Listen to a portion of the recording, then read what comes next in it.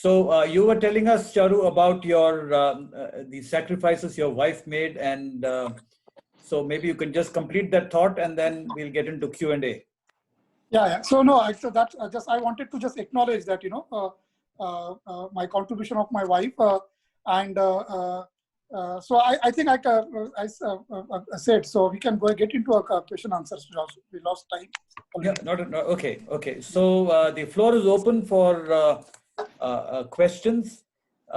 We will people can raise their hands. Alt Y, or you can put your question in the chat box, and Shruti will facilitate the Q&A. Sure, yeah. I'm just looking at the chat right now.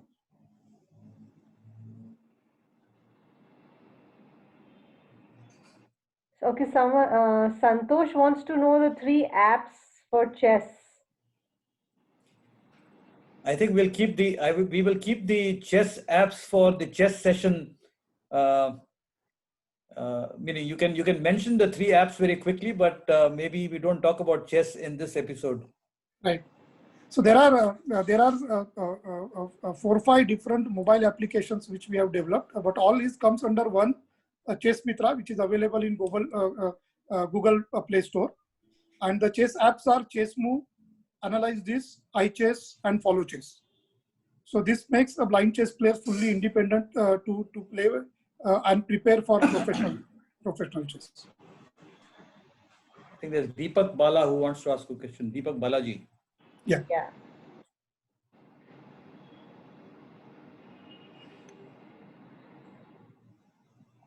You can unmute yourself. Yes, Deepak, you can.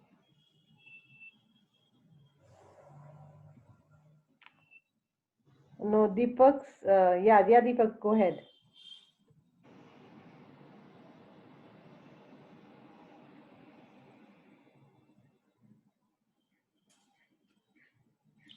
Deepak, please ask your question. Hello? Yeah, we can hear you. Yeah, go ahead.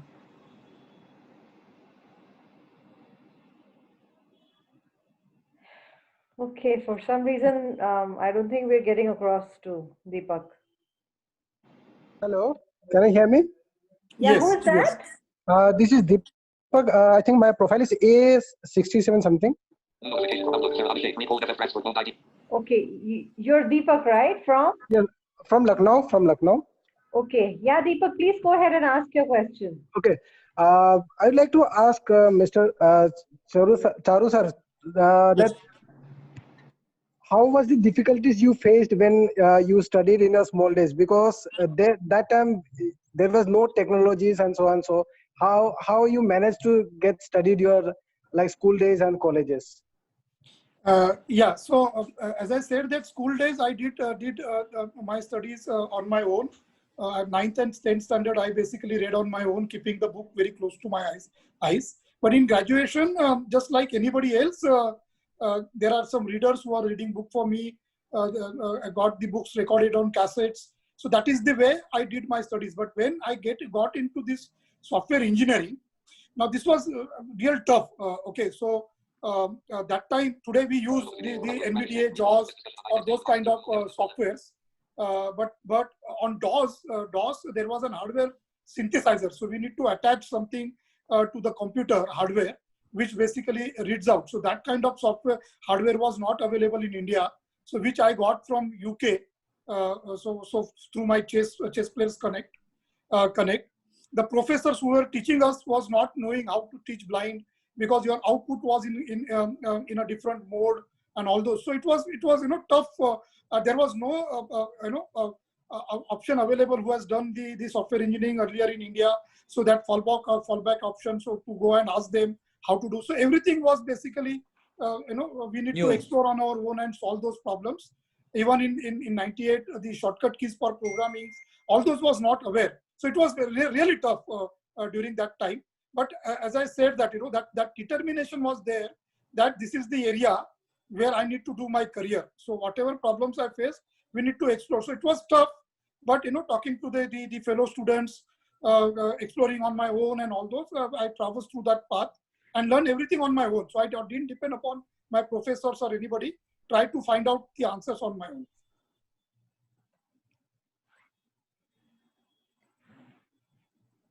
All right. Shall we go to the next question? Yep. Yeah, Manjiva, you want to ask something? Yeah. I wanted to ask something. Yeah. I mean, it's just a general question. I mean, through this very long and wonderful journey that you've had, I mean, there must have been moments where, one feels low. There might have been challenges to deal with. So, what were the thoughts, and I mean, who were the people that kept you inspired to always move on and go out there and get what you wanted? I think it's a very, very good question. There are not few. There are so many such moments where I was feeling very low and all those. So even I'm a very positive person, but it doesn't mean that every challenge I can immediately from the first moment look that into a positive sense. So of course there was a depressed kind of mindset and all those. But what is important was that I knew that there is a light end of the tunnel, and I need to help myself to move around. Nobody will be able to help me. And number two, that if you don't solve this problem, you will never able to achieve what I want to achieve it. So that has kept me, given me courage to motivate. Number one. Number two, when such kind of challenges basically has came, it is a man-made challenges or circumstances challenges. That has given me, additional strength from inside. I will do it. Whatever happens, I will, I will do it. That has given me, some additional energy and motivation from me came within to face those problem statements courageously. And the experience, if you see in whenever I basically face those challenges with lots of positivity and clarity in mind, what I achieved or accomplished and what I got was much more than what I was expected. So I always believe that if we follow our dreams with determination, hard work, and devotion, God always gives us something more than what we deserve or what we expect, especially. And that has also basically kept me, positive. So to answer your question in one line, yes, there are lots of moments. Even today, also I face those kind of challenges because research is an unknown territory. But those attitude, those experience, and that approach has helped me to traverse that and move forward in my life. Right. I hope I answered you. Thank you so much. Thank you so much. There's some Pradeep Kumar who wants to ask a question. Pradeep, you can unmute. आप पूछिए अपना सवाल. Hello. हाँ जी, Pradeep. Good evening, sir. Good evening, ma'am. Good evening. Sir, I want to ask you, sir, in which area you have done your doctorate? Okay, so my doctorate was in combination of technology and management. So I did the doctorate in the assistive technology with the model accessibility management as a model. So artificial intelligence, machine learning, robotics, computer vision was an core technology, and business models and management theories in area of accessibility and assistive technology was another. So this was my broader topic, Satish, for my PhD.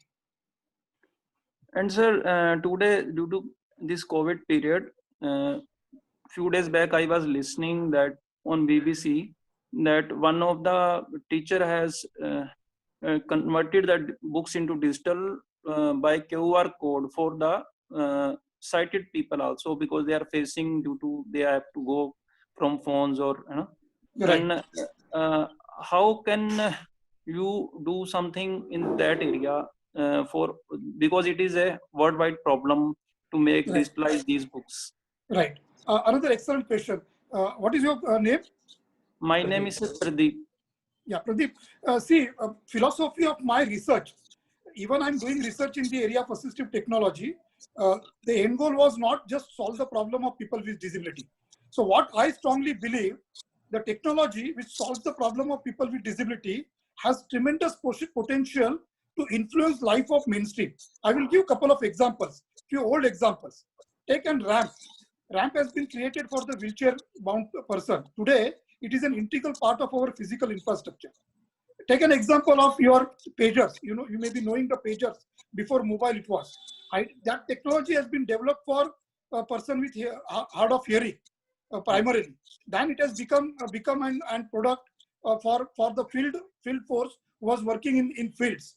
The audiobook 1923, first time audiobook has been created for blind person. Okay, today the company like Amazon has done $1 million business in this. Today we see that Google Home, Alexa, and all those technologies are used by mainstream. But speech technology has been used by blind and motor disabled for last 20 years. So this is what my motivation of my research, how we could solve the problem of people with disability and create value to the mainstream. So many of my research or my patents are in this area. So I solved the recently indoor navigation problem, which is primarily faced by blind person, but we created a solution for the mainstream, with creating the ecosystem around it. So almost all my research is basically targeting the creating value to the mainstream, solving problem of people with disability. Pradeep. Sir, we are using SAP software in our organizations, Right. but there is lots of issue in accessibility in that software. Right. Can you explore something more or explain something in that area? Yeah. So yes. So I think there are so many such platforms which we face problems. Even some websites, regulations are there, the standards are there, but implementation of accessibility is really poor in not only in our country, across world, and that is where the work is required. I think in SAP there is an accessibility team they are working on, but the space needs to be increased. So I cannot explain how in one line or one paragraph how SAP can be made accessible.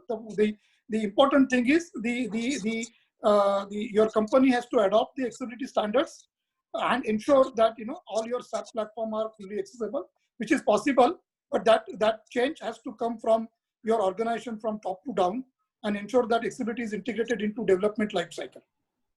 I have asked this question only due to that SAP, it is versatile software being used in all the industries, main industries. Correct. So correct.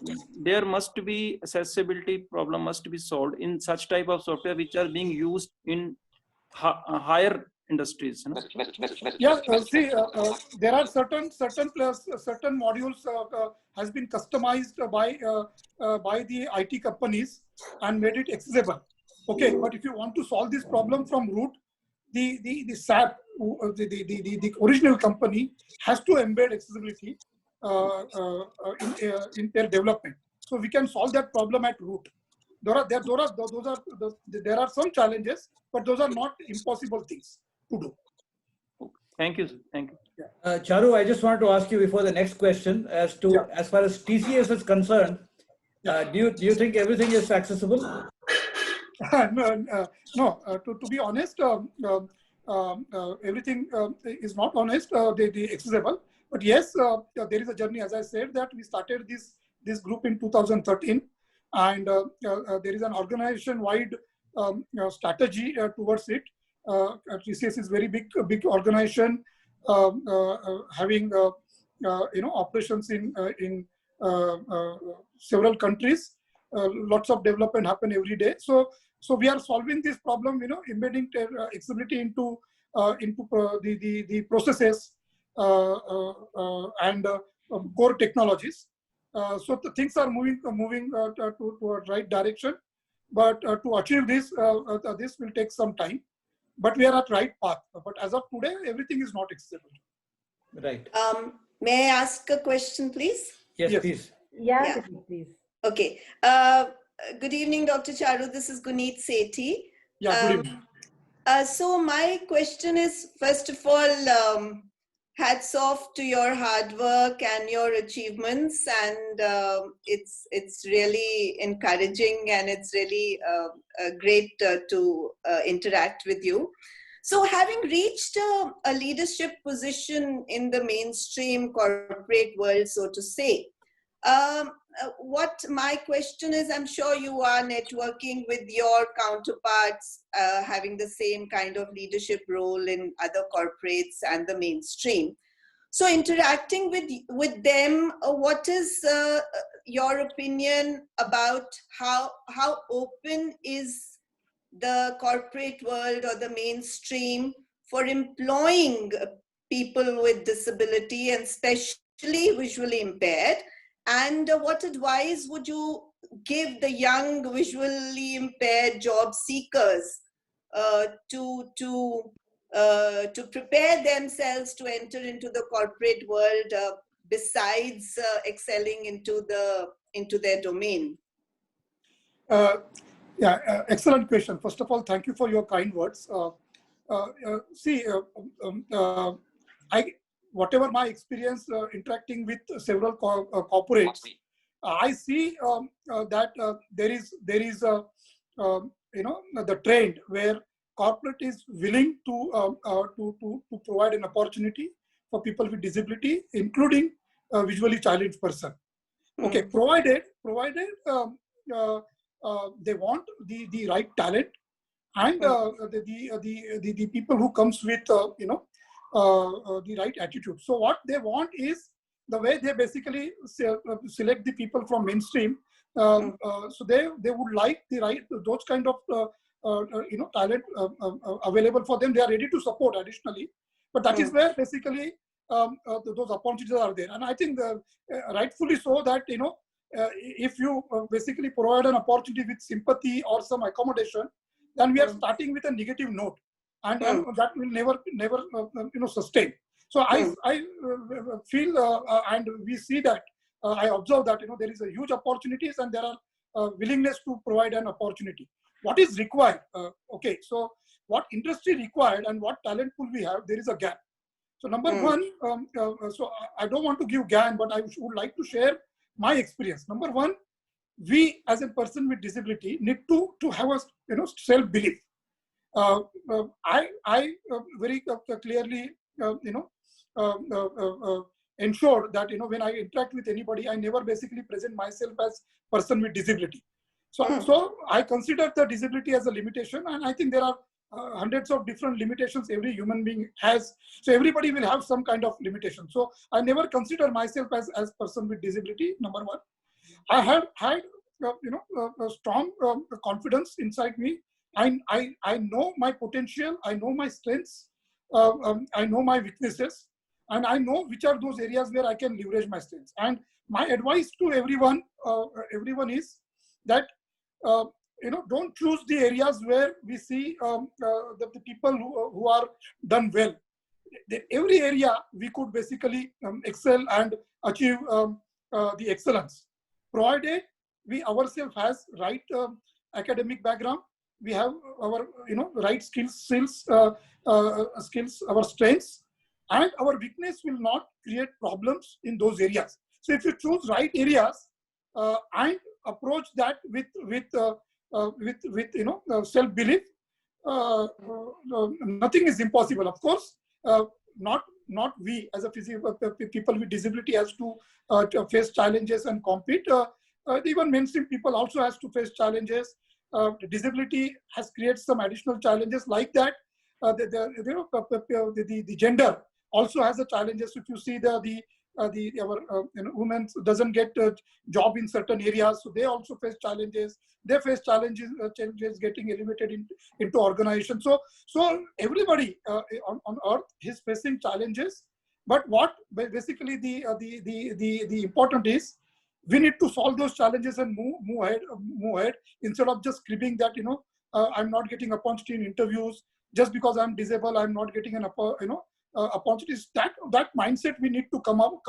Of course, in certain cases it may be true, but we need to basically change that mindset. So the mainstream people needs to give 10 interviews. We may have to give 20 interviews. But if you have a self-belief and you know that I will be able to leverage my strength and perform as good as anybody else, nobody can stop in entering into corporate, and nobody can stop you achieving the higher ranks. There are so many such examples are there. Thank you. Thank you. Yeah, I hope the May I ask a youngsters are question? listening. Yeah. May I ask a question, please? Yes, please, Siddharth, go ahead. Hi, Charu. This is Siddharth Sharma. Hi, Siddharth. If you remember, we met many years ago when you came to my office. You were planning to hold the World Blind World Chess. Yes. Yeah, in Goa. Yes. Yeah, Goa, that was correct. many years ago. 2006. Yeah. Okay, 2006. so I won't come to. We'll talk about that at a later stage sometime. Coming to your interaction with Satya Nadella, you mentioned that you discussed artificial intelligence. I mean, that was the conversation that you had. So, taking off from there, how do you think artificial intelligence will help the visually impaired in day-to-day living in the years ahead? What kind of applications would be, viable for people like us, and how would it help us in our day-to-day living?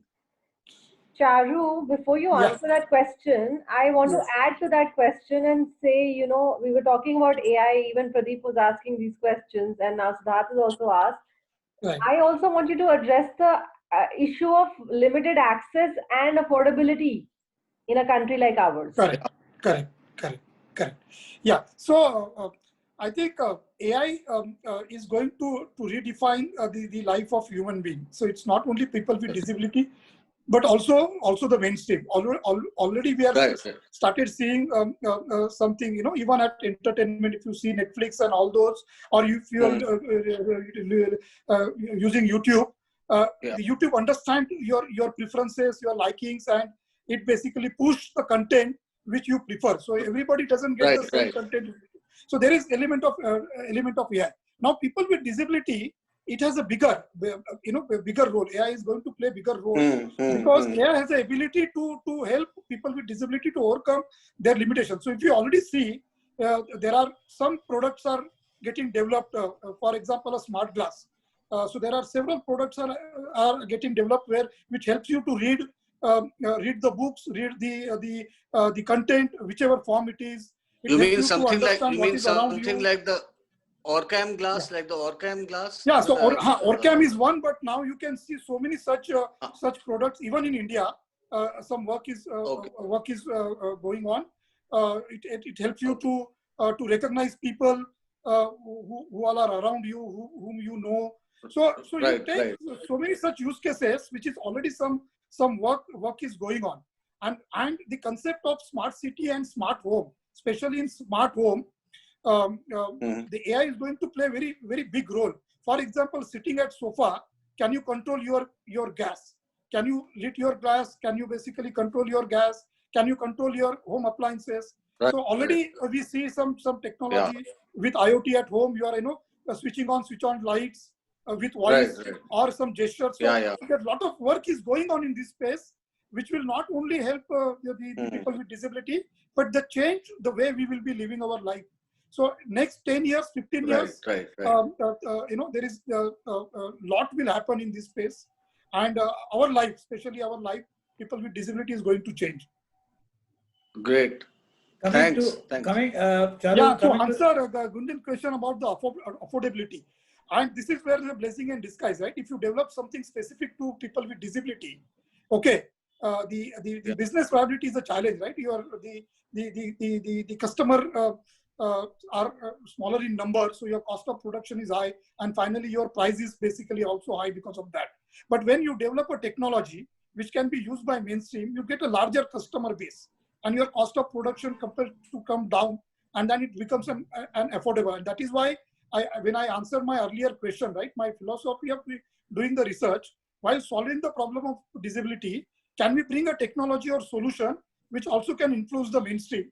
So that is basically addressing that affordability aspect of this. So that will also basically. So how do you train the developer to think on those lines, on inclusive lines? Yeah. Correct. Correct. So that is where the challenge is. So if you see in my personal level, I started this discussion with Government of India and to introduce the accessibility and assistive technology as a subject in engineering, undergraduate colleges, specialization in masters and PhDs, and then creating awareness. So there is no solution to that, creating awareness and getting people. Now, if you see last 2, 3, 4 years, when I interact with people with IIT students in IITs, a lot of people are getting into this zone, startups are getting established. So we see those change, but we need to give some time. Things are changing, and we all, including everyone who is attending, has that role to play. As I said, this is a period of transition, so we all has to play that role to if we are able to change the mindset of even 2 people, we are going to change this society. So we all need to basically contribute in this particular period, so that the next generation could get the fruits out of this. Charu, I might just try to ask a quick question. You had mentioned earlier that there is a big gap between the requirement by the corporate world and the talent pool that's available. And you said that the basic gap is in attitude and approach to life. Right. Is that all, or are there any other areas which the talent pool lacks in terms of maybe education, in terms of skills? Do you think, are there any thing that you have noticed? Yeah, I think the gaps are there in almost all the areas, George. Even today, if you see, there are very few people who are getting into the newer academic streams. So people are still doing arts, some people are doing commerce, people are unable to get into science, or there are several other. So from the academic competency perspective, we need to explore those newer areas, so you could get bigger opportunities. That is one. Second is when you get into the corporate, your soft skills, your the personal skills, the professional etiquettes, and all those are very important. And then looking at your approach to approach towards your life, and working with your colleagues. So you cannot go with an inferiority complex, or I have something less in me, and then you go and interact. So that basically anyway will create a challenge in your career when you would like to grow in your career. So lots needs to be done in almost all the areas. There are some training programs are going on in very specific space, but the changes are required from the mindset of from our side. People with disability mindset to be changed by corporate and society, and the very specific programs to be created to bridge these gaps, and the gaps in all these areas. So it's a huge work, Josh, but some work is already started, and and if you basically get into that right zone and right areas, we already see some changes, and we see those successes. Okay. There are a couple of people who want to have your contact. Is it okay if we give out your email ID, Charu? Yeah, you can give my email ID. Only thing is, due to my professional commitments, sometimes my response will be a little delay. Okay. But I will definitely, respond to them. Okay, sure, we'll do that. I have another question, Charu. We were talking. You were telling about your journey, and it's truly very, very inspiring. But in our experience, especially on the Eyeway helpline, and even beyond that, most visually impaired people are opting for government jobs. Yes, correct. There is the idea of security. Correct. And one of the other common arguments is the lack of education and awareness on probably the parents' behalf. So the child's exposure is limited. Right. But your own account kind of belies that notion. So what do you think, the real reason is, and what do you think can drive blind people towards a more professional approach in life? Right. See, embracing risk is very important. Okay. But risk with calculative risk is very critical. So, for example, I took that decision after working for bank for 15 years, and then leaving the secure job and getting into the corporate, which is very, if you perform, you will sustain, or next day you will be out. But if you see that, if I would have, continued with that mindset that, I have a secure job, I would have basically end up my career with a general manager level, or that. But today, because I took that risk, and because I was having that self-belief and confidence, of course I prepared myself. For example, after doing that 98 diploma in 98, I spent 4 years before I took that decision to move from the bank to develop the software on my own for business community, to get that confidence that if I go to the corporate, whatever work I get, I should be able to deliver. So it's not that taking that decision, you need to prepare for it and then take that calculative risk and then get into this. See, today, what basically the level which I've reached, and what basically accomplishment I have, I would have never achieved in if I pursued in bank. Even if you are in government, I think that attitude of having such satisfaction, as soon as we achieve something, it is end of the story, should not be there. We have huge talent pool. I'm interacted with so many visually challenged friends.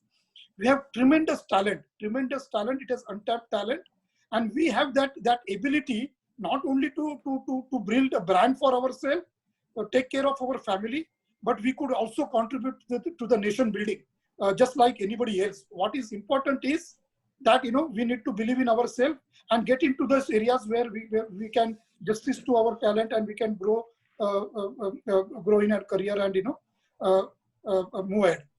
And one last sentence is basically that you need to set that vision. You need to have that ambition, and then you need to believe that I can get into that, and then you put everything into that. Nothing is impossible. As I said that lot of things which I achieved today, when I look back in my career, I never thought that I could get into this. But when we need to evolve ourselves and basically get into that, nothing will stop you. You could basically achieve everything, and then that sense of equality and self-belief will take you to your destination.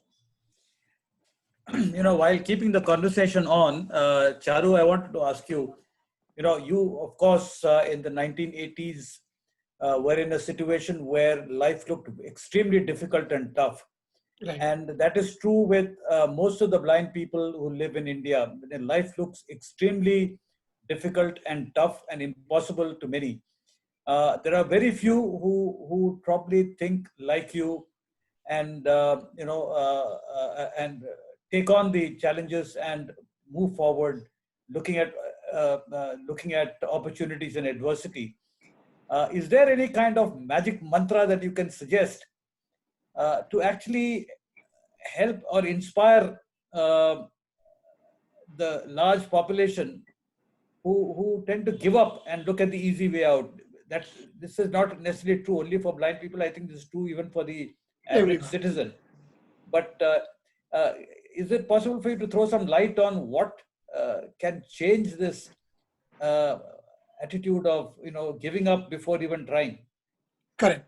So actually, no mantra or something. As I said that there are few things. Number one, we will every time we will have that two path front of us. You will face so many situations which will define your life, and that is where that attitude where taking the easiest path basically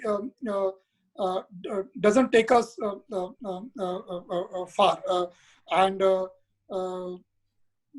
facing those problems, solving those problems, and move ahead is the way to go. That is number one. So don't take the easiest path or wait for somebody else to guide you. I think believing in ourselves is very important. Number one. Number two, that purpose.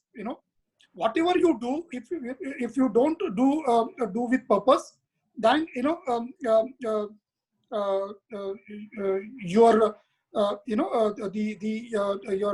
life will be driven by something else, and it will not be driven by a destination. So one thing which I always ensure that my life has to be driven with a destination and not by destiny. So destiny should be in our hand. We need to define how we need to do. So that is where that purpose comes into play. Whatever smaller work, bigger work we do, there should be clear purpose in mind.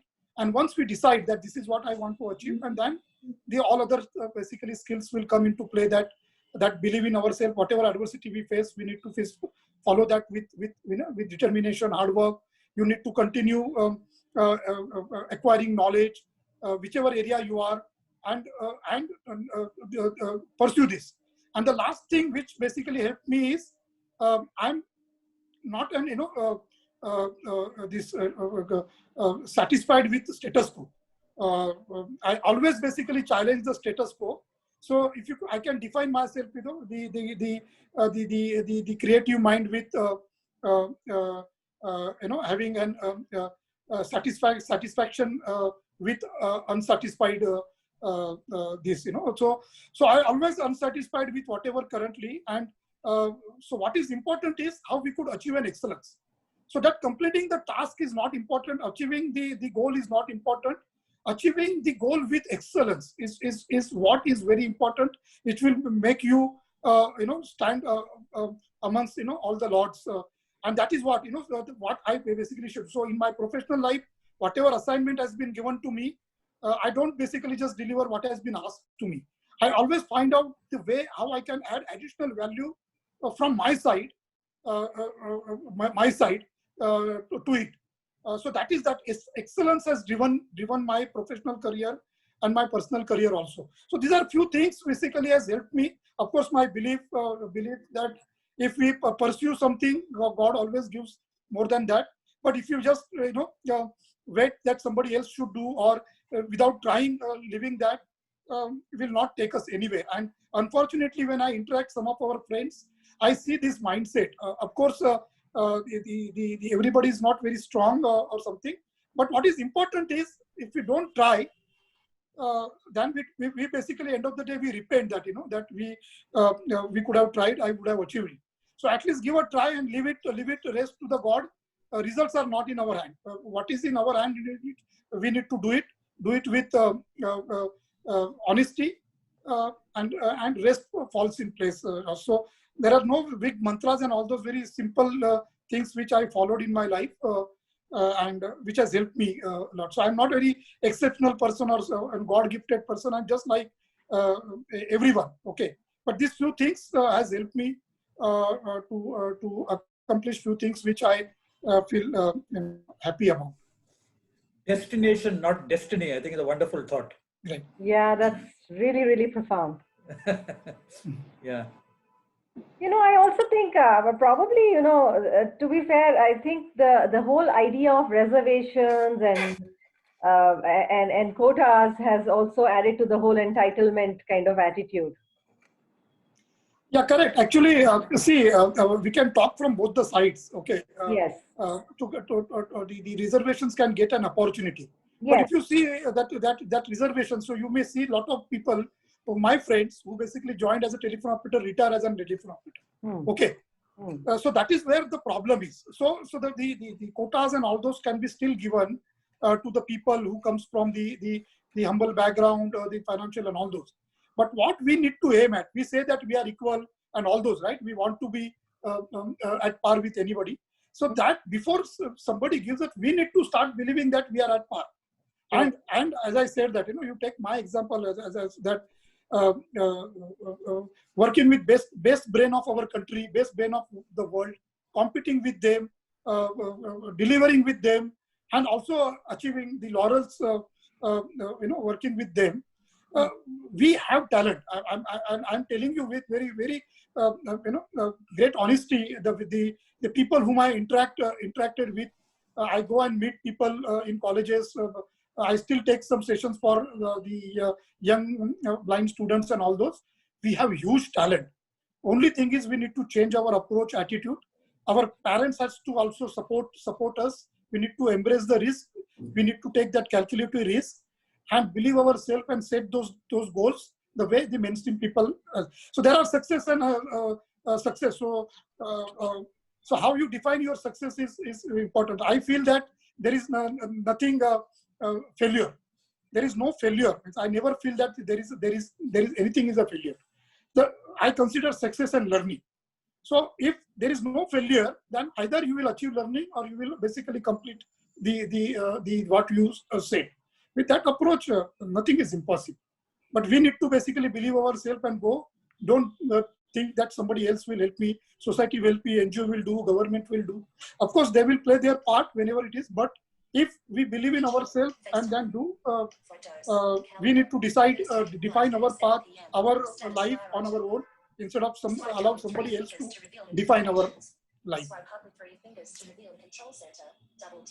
Sure.